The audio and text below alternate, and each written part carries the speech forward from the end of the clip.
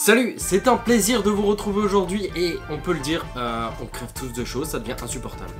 Aujourd'hui on reprend donc un genre de vidéo que j'avais fait il y a très longtemps et que je n'ai pas pu faire bien évidemment comme il y avait eu le confinement, et donc comme on est en fin de mois je vais vous récapituler globalement mes achats de ce mois-ci.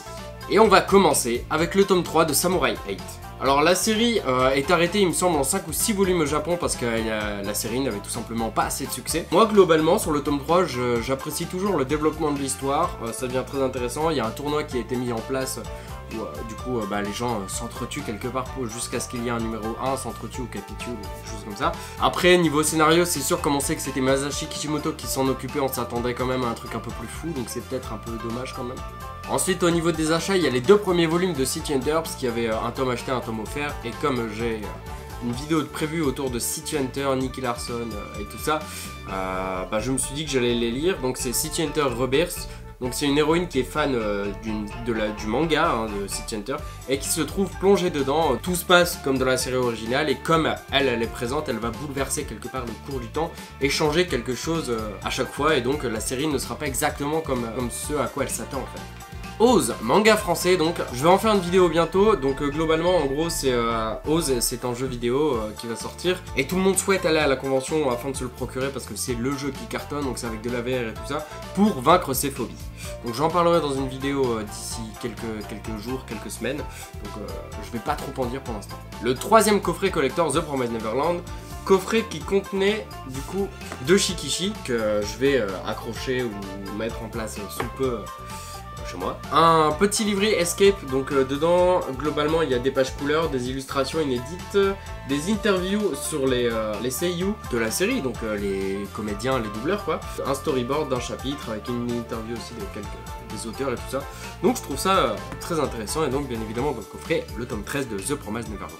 Donc avec le confinement, les tomes sortent plus rapidement que d'habitude, tout simplement parce qu'il en a eu 2 mois de trou, donc il faut bien combler ces 2 mois en fait, rattraper le retard et tout ça. Donc le tome 14 de The Promised Neverland, donc série qui continue toutefois de me surprendre, sachant que la série finit en 20 tomes au Japon et qu'on est déjà au 14e, donc il y aura 6 volumes. Je suis très impatient d'avoir la fin et de savoir comment vont se passer les choses. Ne me spoilez pas s'il vous plaît, je tiens vraiment à garder un rythme de parution français parce que j'ai pas envie de, j'aime pas lire les scans et tout ça, donc j'en suis encore qu'au 14e. Wandering Souls, alors j'en ai fait une vidéo il y a quelques semaines parce que ce manga est vraiment extraordinaire. Donc c'est un manga français publié chez H2T. C'est beau, c'est poétique, c'est à la fois quelque part très enfantin au niveau du caractère de certains personnages, mais en même temps très sombre au niveau de l'histoire et de ce qui se passe, ne serait-ce qu'au sein du village, la façon dont l'héroïne va être rejetée, le mystère qui va se passer autour de ce qu'elle a, les os bleus et tout ça. Et donc non, franchement très belle surprise qui est Wandering Souls. Blue Flag, une grosse série coup de cœur, parce que Blue Flag, vous le savez, j'en ai fait aussi une petite vidéo. Série donc très tranche de vie avec des triangles amoureux et tout ça, donc où les personnages évoluent petit à petit. Donc c'est une série shonen, parce que le héros principal est un garçon. Et là, les relations vraiment évoluent entre chaque personnage. On retrouve des personnages qui étaient plus importants dans les premiers volumes qu'on n'avait pas revus depuis et qui revient quelque part semer la pagaille. Et non, franchement très intéressant, j'aime toujours cette série. My Hero Academia tome 23, on continue donc le petit tournoi entre les personnages principaux, il me semble. Ouais, c'est ça. Et on découvre petit à petit le côté un peu des super vilains. C'est pour ça qu'avec le tome 24 qui va arriver bientôt, il est marqué My Villain Academia, parce que ce sera un tome consacré, on va dire, principalement sur les vilains, avec des révélations sur le passé de certains personnages et tout ça, donc très intéressant toujours. J'aime beaucoup cette série, j'espère juste qu'elle fera pas 50 tomes, parce que ça commence mine de rien à faire pas mal de tomes, déjà 23. Beastars, tome 10, tome totalement fou, on en apprend sur le passé de Legoshi. Il y a un conflit qui se met en place vraiment avec l'un des personnages liés au meurtre donc, de Thème, donc l'alpaga qui est mort au tout début du premier volume. Donc là ça devient vraiment très intéressant, il y a vraiment de plus en plus de trucs. Beastars c'est toujours aussi fou, j'adore cette série qui est bientôt finie ou finie au Japon il me semble en 18 ou 20 volumes. Pareil, c'est des séries qui finissent assez rapidement et d'un côté c'est bien, parce que des longues séries parfois ça peut être chiant. On enchaîne avec Seven Deadly Sins tome 38, série qui est finie au Japon en 41 volumes. Bah déjà j'ai un petit pincement au cœur parce que j'adore Seven Deadly Sins, chaque tome est complètement fou. Là du coup c'est vraiment Meliodas qui entre en jeu, je veux pas trop dire parce que je sais qu'il y a beaucoup de gens qui regardent l'anime et qui donc sont en retard encore. Comme on approche de la fin, là c'est vraiment les gros combats qui se mettent en place et tout ça avec Escanor qui est complètement dingue dans ce volume. Et non franchement, toujours une excellente surprise qui est Seven Deadly Sins. Just Not Married, alors ça du coup j'en ferai une vidéo je pense parce que j'ai trouvé ça très intéressant. Donc là c'est la nouvelle collection Life de chez Kana où on va parler principalement donc d'un couple qui n'est pas marié et donc qui est ensemble depuis 10 ans. Et donc aux yeux des gens c'est un peu une aberration, genre quoi vous êtes toujours pas mariés, ça fait 10 ans, vous attendez quoi, les enfants ça va arriver quand? Alors que pour l'instant c'est pas forcément ce dont ils ont envie, mais il y a le côté quelque part stéréotype où on t'a toujours dit oui et non à cet âge là, le mieux, l'idéal c'est vraiment d'être casé, d'avoir un enfant, il y a ta vie familiale qui arrive, ta vie future est vraiment construite alors que chacun évolue à son rythme, que ça fasse 1, 10, 15 ans que vous soyez ensemble. Donc non, je trouvais ça très intéressant, surtout que en gros le chapitre 1 t'as le point de vue du côté du garçon et sur le chapitre 2 t'auras le point de vue du côté de la fille. Donc ça fait un peu penser à une série qui s'appelait Destin Parallèle où là c'était un tome pour chaque point de vue et là c'est un par chapitre, donc c'est peut-être un peu mieux pour suivre la série, mais non franchement c'est très intéressant et j'aime beaucoup dont les sujets sont abordés, je trouvais ça vraiment cool. On poursuit avec Asadora. J'avais fait une vidéo sur Asadora parce que pour moi c'était un énorme coup de cœur, hein, je m'en cache pas, je le dis et je le dirai toujours. Kana qui donc nous réserve toujours de bonnes surprises. Après on faut pas se cacher, c'est Naoki Urasawa, un auteur qui est talentueux, et regardez juste ça, une double page.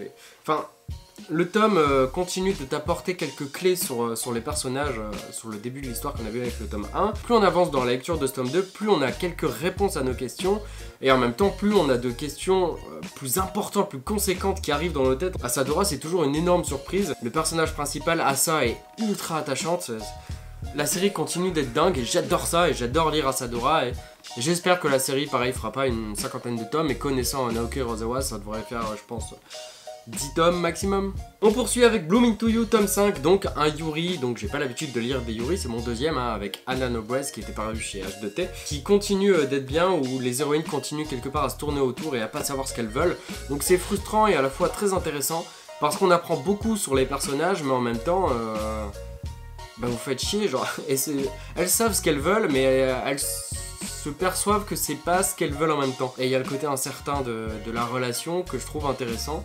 Quand en tout cas le dernier volume sera sorti, je pense que je ferai une petite rétrospective sur ce qui m'a plu ou non dans la série et si au final elle vaut le coup. Wing Fighters, donc manga français hein, qui vient d'arriver il y a très peu de temps et qui était assez intéressant. L'univers m'a l'air plus vaste, plus riche et le personnage principal, donc bien évidemment comme c'est un shonen, a une caractéristique propre. En gros il a un défaut, il a une maladie et donc ce qui fait que son pouvoir lié au wind c'est un peu la merde et c'est ça que j'ai trouvé très intéressant et très intriguant avec et qui m'a vraiment surpris. On continue donc avec Orient, je peux rien vous dire là-dessus tout simplement parce que je l'ai pas encore lu. Donc Shinobu Otaka qui avait fait Maggie et que j'avais adoré Maggie même si je crois que c'est pas encore fini en France ou que ça vient d'être fini. Maggie était publié chez Kurokawa et cette fois c'est chez Pika Édition. Le dessin est toujours dingue mais j'ai une petite peur... Je suis peu confiant vis-à-vis du scénario pour l'instant. Ensuite, donc le château de Hurle, roman à l'origine de Le Château Ambulant. J'ai fait une vidéo dans le même genre que j'avais fait avec Kiki la petite sorcière sur du roman au film, donc vous expliquer les différences, comment on en est parti du roman, comment il a été écrit, les petits trucs un peu cachés. J'adore ça. Et donc voilà, je l'ai pas encore commencé, mais c'est une bonne surprise quand je l'ai reçu et je pense que ça va être très intéressant. Et on va finir avec le tome d'Animeland, le dernier tome, donc c'est hashtag 230, c'est leur nouveau format qui est légèrement plus petit que le magazine, mais qui est bien plus fourni, la qualité de papier est mieux. Il y a pas mal d'interviews du coup sur du coup City Hunter et tout ça, sur les créateurs, des doubleurs, il y a beaucoup de trucs dedans, c'est une nouvelle formule qui est vraiment très intéressante et qui nous parle d'énormément de choses tout en se concentrant sur un sujet principal, donc là à savoir City Hunter. Et on va finir avec une pop, parce que oui, j'ai vu la pop de Madara, c'est une exclusivité Micromania, je suis un acheteur compulsif, on n'oublie pas, c'est du Naruto, du Madara, je crois que c'est la seule figurine que j'ai, oui c'est la seule figurine que j'ai, donc j'espère en tout cas que ça vous aura plu, n'hésitez pas à mettre un pouce bleu, à vous abonner, à partager. Je vous dis à très bientôt pour de prochaines vidéos.